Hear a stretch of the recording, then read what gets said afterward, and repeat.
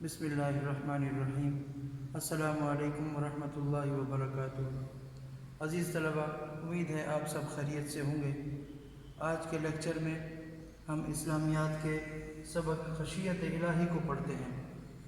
خشیت الہی اس کا معنی ہے اللہ کا ڈر، اور اس کا مفہوم ہے اللہ کے ڈر سے برائی سے بچنا اور اللہ کی رضا کے لیے نیکی کرنا، یہ اس کا مفہوم ہے۔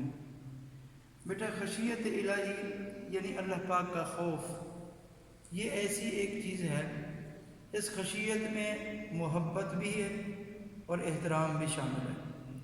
جیسے ہم اپنے والد کا اور اپنے استاد کا احترام بھی کرتے ہیں، ادب بھی کرتے ہیں، اور دل میں ان کا ڈر بھی ہوتا ہے، تو اللہ تبارک و تعالیٰ کا خوف بھی ایسا ہی ہے کہ اللہ تبارک و تعالیٰ کی محبت بھی ہمارے دل میں ہے، اور اللہ تبارک و تعالیٰ کا حکم بھی ہم مانتے ہیں۔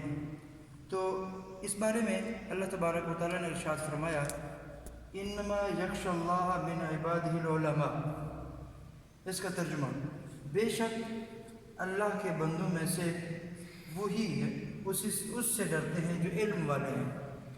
تو اس آیت مبارکہ سے اس کی روشنی میں ہمیں یہ پتہ چلتا ہے کہ خشیت صحیح معنی یعنی کما حقہ اس کی دل میں ہوتی ہے جس کے اندر علم ہو، یعنی خشیت الہی علم سے ہی پیدا ہوتی ہے۔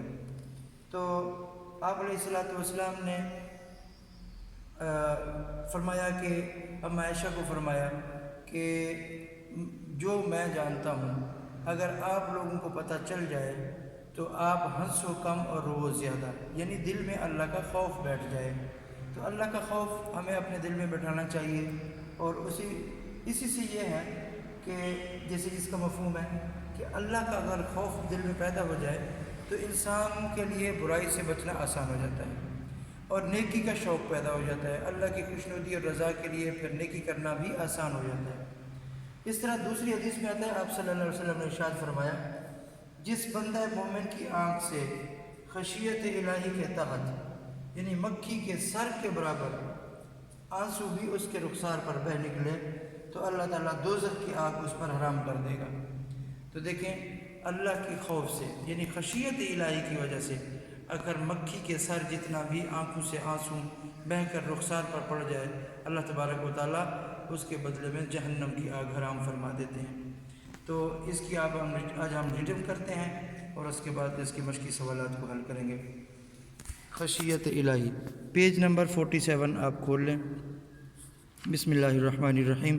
باب چہارم، اخلاق و آداب۔ اس میں پہلا سبق خشیت الہی۔ خشیت الہی سے مراد ہے اللہ کا ڈر۔ یہ انسان کی زندگی کے سنوارنے کا سب سے بڑا ذریعہ ہے، اور آخرت کی کامیابی کا دار و مدار بھی اسی پر ہے۔ ایک دفعہ رسول اللہ صلی اللہ علیہ وسلم کچھ قریشی سرداروں کو دین کی دعوت دے رہے تھے۔ اتنے میں ایک نابینا صحابی حضرت عبداللہ ابن ام مکتوم رضی اللہ تعالی عنہ آ گئے۔ آپ صلی اللہ علیہ وسلم کا ان کا آنا کسی وجہ سے ناگوار لگا، تو اللہ تبارک و تعالیٰ نے سورہ عبسہ میں فرمایا، کسی شخص کا مرتبہ اس کی دنیاوی سرداری یا مال و دولت پر نہیں بلکہ خوف اور خشیت الہی پر ہے۔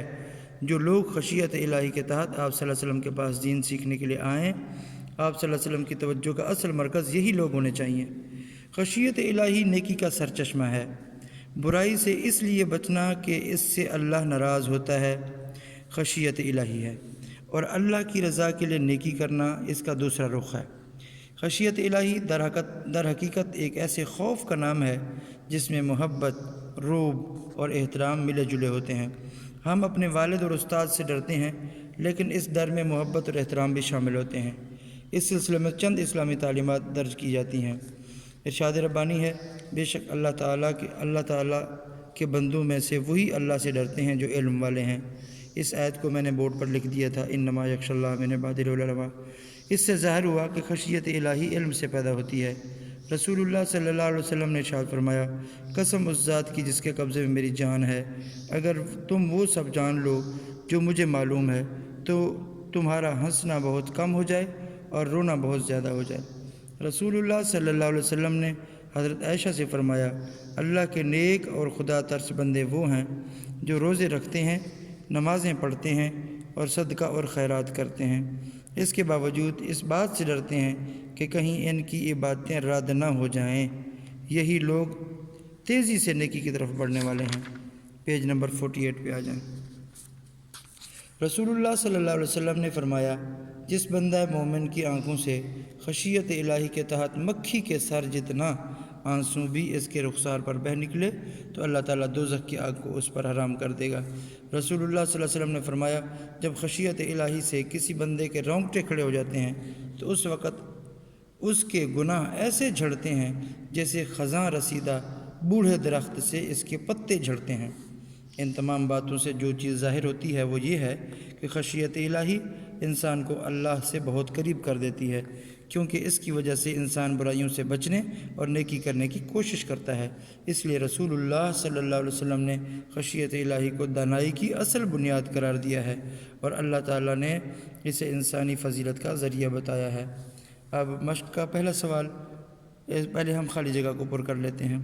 خشیت الہی سے مراد ہے ڈیش ہے، یعنی خشیت الہی سے مراد اللہ کا ڈر ہے۔ اور دوسرا آپشن آخرت کا ڈر انسان کی زندگی کو سنوارنے اور آخرت کی ڈیش کا بڑا ذریعہ ہے، تو اس خالی جگہ میں آئے گا کامیابی کا بڑا ذریعہ ہے۔ نمبر 3 خشیت الہی ڈیش کا سرچشمہ ہے، تو اس کا خالی جگہ میں آئے گا خشیت الہی نیکی کا سرچشمہ ہے۔ نمبر 4 وہی مومن اللہ سے ڈرتے ہیں جو ڈیش والے ہیں، اس کی خالی جگہ میں آئے گا جو علم والے ہیں۔ نمبر 5 جس مومن کی آنکھ سے مکھی کے سر جتنا آنسو بھی بہہ نکلے اس پر دوزخ کی آگ حرام ہے، اس کی خالی جگہ میں آئے گا مکھی کے سر جتنا۔ اور آخری آپ صلی اللہ علیہ وسلم نے خشیت الہی کو ڈیش کی بنیاد قرار دیا ہے، تو اس کی خالی جگہ میں آئے گا دانائی کی بنیاد قرار دیا ہے۔ اب اس کی کوسچن میں صرف ایک ہی کوسچن ہے، خشیت الہی کے متعلق اسلامی تعلیمات کو بیان کریں۔ تو یہ پیج نمبر 47 سے شروع ہوتا ہے، ارشاد ربانی ہے بے شک اللہ تعالیٰ کے بندوں میں سے وہی اللہ سے ڈرتے ہیں جو علم والے ہیں۔ یہ ایک آیت کا ترجمہ اور ایک حدیث اور ایک ایک یہ حدیث اور دوسری ام عائشہ والی روایت، یہ دوسری حدیث ہو گئی، اور آگے تیسری اور چوتھی۔ تو آپ ایسا کر لیں کہ چلیں ایک آیت یہ اور دوسری یہ حدیث، یہ حضرت عائشہ والی روایت کو چھوڑ دیں آپ، چلیں یہ زیادہ لانگ ہو جائے گا۔ ایک آیت مبارکہ کا ترجمہ، ایک حدیث یہ 47 والی، اور اس کے بعد 48 پہ جو 2 حدیثیں ہیں پہلی 2 ان کو ایڈ کر لیں گے۔ درمیان میں جو ام عائشہ کی روایت ہے، آپ صلی اللہ علیہ وسلم نے رسول حضرت عائشہ سے فرمایا تھا اللہ کے نیک اور خدا ترس بندے وہ ہیں، اس کو چھوڑ دیں آپ، بس آپ کا یہ سوال اور جواب ہو جائے گا۔ یہ ہمارا سبق کمپلیٹ ہوا۔ السلام علیکم ورحمۃ اللہ وبرکاتہ۔